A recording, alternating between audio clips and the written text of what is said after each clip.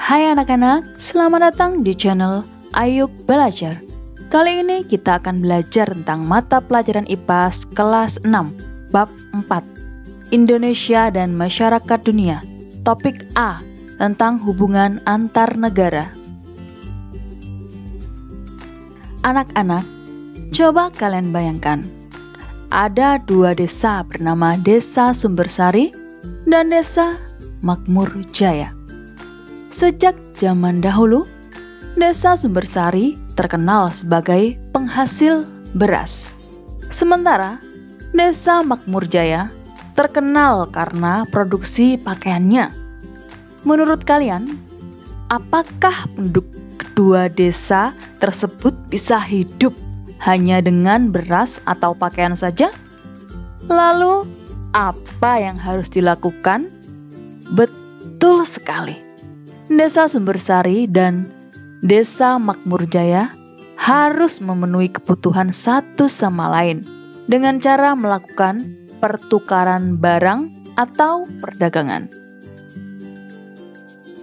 Perdagangan antar daerah seperti cerita tadi juga terjadi dalam lingkup yang lebih luas, yaitu dunia. Dengan potensi sumber daya yang berbeda, setiap negara perlu menjalin hubungan dengan negara lain untuk dapat memenuhi kebutuhannya. Oleh karenanya, kita mengenal istilah perdagangan internasional atau perdagangan antar negara. Dalam perdagangan antar negara, dikenal dengan istilah ekspor dan impor. Apa artinya? Perhatikan gambar berikut. Nah, di sini ada peta negara Cina dan juga peta negara Indonesia. Di sini, Cina memiliki elektronik, sepatu, pakaian, dan kendaraan bermotor. Sedangkan di Indonesia memiliki kopi, udang, minyak, kelapa sawit, dan kakao. Yang berarti ketika Indonesia membutuhkan alat-alat dari Cina, Indonesia harus mengimpor barang-barang dari Cina, seperti alat elektronik, sepatu, pakaian, kendaraan bermotor dari Cina. Kemudian Indonesia akan mengekspor kopi, udang, minyak, kelapa sawit, dan kakao, mengekspor ke Cina. Karena di Cina tidak terdapat bahan-bahan seperti ini. Arti dari kata import itu berasal dari kata in, yang berarti masuk. Kemudian ekspor atau exit yang berarti keluar. Ekspor adalah penjualan atau pengiriman barang dari dalam negeri menuju ke luar negeri. Sedangkan impor adalah pembelian atau pengiriman barang dari luar negeri ke dalam negeri. Sepatu Banu yang dibuat di Cina termasuk barang impor karena Indonesia membeli atau mengirimkan barang tersebut dari luar negeri ke dalam negeri. Adapun bagi negara Cina, sepatu tersebut merupakan barang ekspor. Dalam perkembangannya, hubungan antar negara tidak hanya berkaitan dengan urusan perdagangan saja. Hubungan antar negara juga diperlukan untuk berbagai tujuan, seperti mengenal budaya satu sama lain, menyebarkan agama, menjaga keamanan, mengembangkan teknologi, atau menangani persoalan dunia bersama-sama. Globalisasi. Perkembangan teknologi memudahkan hubungan dan kerjasama antar negara. Hubungan yang kian meningkat ini pun mulai menghapuskan batas-batas geografis antar negara. Oleh karenanya, saat ini sebuah peristiwa yang sedang terjadi di satu daerah dapat dengan mudah diketahui oleh daerah lainnya di dunia. Begitu pula sebuah perubahan yang terjadi di satu wilayah dunia dapat dengan mudah mempengaruhi atau memberikan dampak bagi wilayah-wilayah di belahan bumi yang lainnya.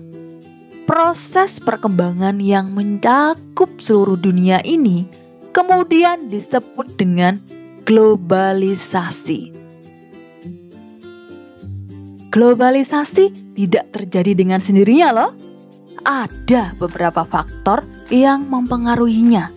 Antara lain, perkembangan sistem perekonomian dunia, kemajuan teknologi informasi dan komunikasi, serta kemajuan teknologi dalam bidang transportasi. Perkembangan globalisasi juga terjadi seiring dengan kehadiran perusahaan multinasional. Dari namanya, apakah kalian sudah dapat membayangkan apa yang dimaksud dengan perusahaan multinasional? Ya, multi berarti banyak, sedangkan nasional berarti bangsa atau negara. Jadi, perusahaan multinasional adalah perusahaan yang beroperasi di beberapa wilayah negara. Misalnya, terdapat sebuah perusahaan sepatu yang memiliki pabrik pengolahan bahan baku di Indonesia dan pabrik produksi barang jadi di Cina. Sementara kantor pusatnya berada di Amerika dan memiliki kantor pemasaran di seluruh negara Asia. Globalisasi juga memungkinkan penyebaran sebuah tren di satu wilayah dapat menyebar ke seluruh wilayah dunia.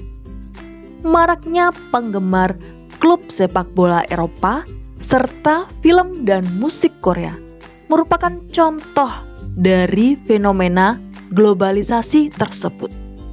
Globalisasi memungkinkan barang-barang, informasi, hingga budaya dari suatu negara masuk ke negara lain. Globalisasi di berbagai bidang. Bidang ekonomi. Globalisasi dalam bidang ekonomi dimulai dengan perubahan mekanisme pertukaran barang dan jasa. Globalisasi mengintegrasikan ekonomi setiap negara ke dalam sebuah sistem ekonomi global yang saling terintegrasi satu sama lain. Dalam globalisasi ekonomi, terjadi persaingan bebas melalui mekanisme pasar bebas yang berlaku internasional. Politik. Hubungan diplomatik antar negara di dunia kini makin meningkat seiring derasnya arus globalisasi di bidang politik. Globalisasi memudahkan kerjasama internasional antar negara, baik negara maju maupun negara berkembang. Hubungan diplomatik tersebut meningkatkan serta memperluas hubungan antar negara di berbagai bidang, serta membuat partisipasi aktif bagi setiap negara dalam politik internasional menuju perdamaian dunia. Globalisasi turut pula membentuk sistem politik suatu negara. Hal ini dikarenakan negara-negara lebih terbuka untuk mempelajari dan menerapkan sistem ketatanegaraan yang lebih baik dengan tujuan untuk meningkatkan kesejahteraan masyarakat. Misalnya, Indonesia kini membentuk instansi baru seperti MK dan DPD. Ini masyarakat juga lebih melek akan politik dan mau terlibat dalam persoalannya. Hal ini dibuktikan dengan bermunculannya partai politik sebagai bentuk aspirasi rakyat. Bidang budaya. Globalisasi juga mempengaruhi budaya suatu bangsa. Hal ini disebabkan beberapa faktor, seperti proses migrasi penduduk dari satu negara ke negara lain dan menetap dalam waktu lama. Tak bisa dipungkiri, mereka turut serta membawa budaya dari negara asalnya. Selain itu, globalisasi di bidang budaya juga mewujud dalam mode atau fashion yang sedang populer. Misalnya, mode atau fashion Korea yang saat ini sedang digemari oleh masyarakat Indonesia. Hubungan antar negara terjadi karena setiap negara perlu saling memenuhi kebutuhannya. Kebutuhan tersebut tidak hanya terkait dengan bidang ekonomi saja, namun terkait juga dengan bidang-bidang lain, seperti bidang pertahanan dan keamanan, teknologi, kesehatan, budaya, agama, pendidikan, pariwisata, dan lain-lain. Banyak negara yang menawarkan peluang beasiswa untuk sekolah di negaranya. Kalian bisa belajar dari negara lain dan mengembangkan Indonesia dengan ilmu tersebut. Apakah kalian memiliki cita-cita untuk belajar di luar negeri?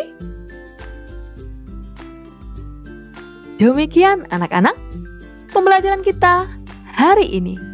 Semoga ilmu yang Ibu berikan bermanfaat bagi kalian. Terima kasih. Wassalamualaikum warahmatullahi wabarakatuh.